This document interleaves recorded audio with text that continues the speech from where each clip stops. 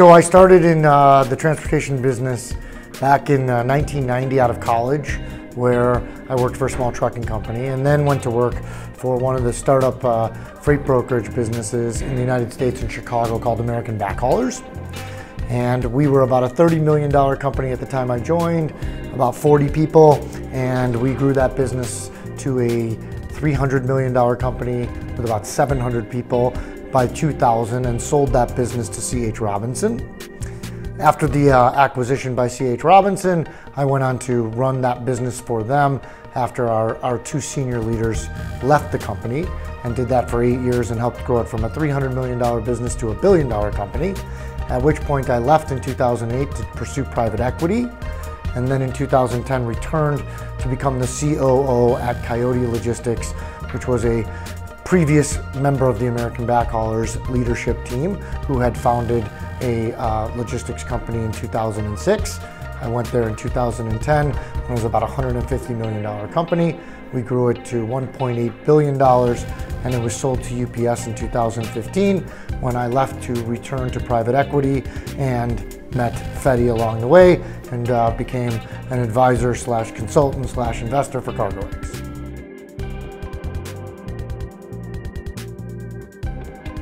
So I think the future of the Brazilian trucking market kind of looks a little bit on an accelerated basis how we saw the development of the US market. But to put that sort of in perspective, obviously, trucking is an important part of moving all the types of goods that people consume and use in their everyday lives. And everything has to get to a destination on a truck. So how you interact between the products that are made and shipped or imported and actually getting them to destination points by a truck has traditionally been done via phone or by ultimately calling or meeting with truckers who have independent trucks and are trying to match them up with the freight. And what the idea behind CargoX that was so intriguing to me and is exciting about the future of where I think the development of the logistics industry in Brazil is going is that all of that information can be transacted and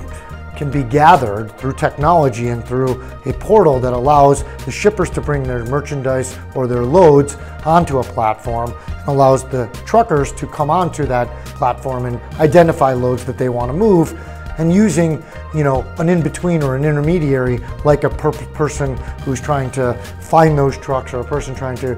solicit those customers to put that freight on that marketplace, are what the CargoX team is doing. And eventually, hopefully over time, more and more of that volume will connect itself through the technology, and the people will help to resolve the issues and help to make sure that the process is streamlined as well as can be done, and will maximize the efficiency and minimize the expense or the cost of doing those transactions, which should bring value to the consumers, to the shippers, to the carriers, and to CargoX.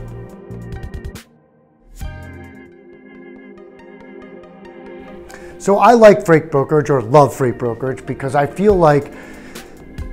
most of what has happened in the world around technology innovation is really done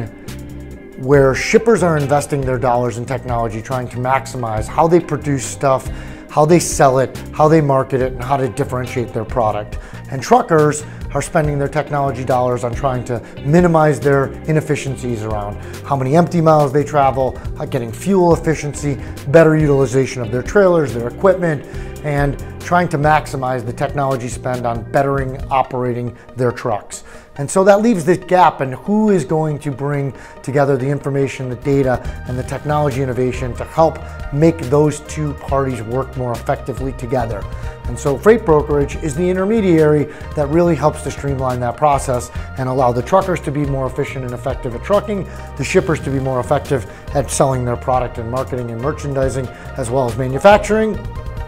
And so that leaves this opportunity for us to really create building relationships and matching people together that can make that whole process more and more efficient.